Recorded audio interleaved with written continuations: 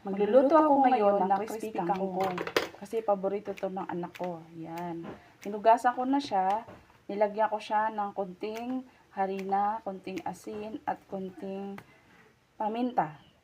Ngayon, nilagyan ko siya ng konting tubig.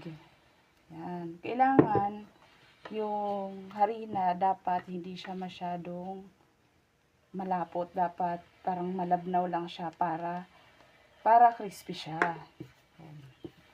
Pwede rin po nitong gamitin ang dahon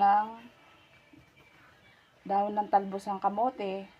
Pero ito, at saka spinach. Yan. Ngayon kasi ito lang yung meron sa garden namin na kangkong. Kaya ito lang yung gagamitin ko. Yan. Yan. Kung nakikita nyo po, hindi naman siya masyadong malabnaw, hindi rin siya masyadong malapot. Ganyan po siya para crispy po siya.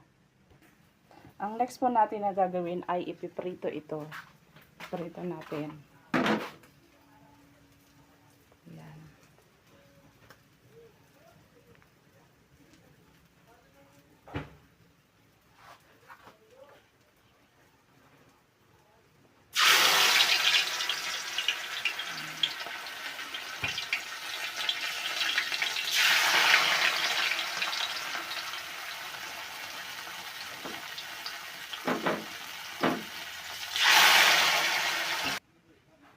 Ito na po siya. Crispy na. Ayan, diba? Crispy siya. Crispy kangkong. Salamat po.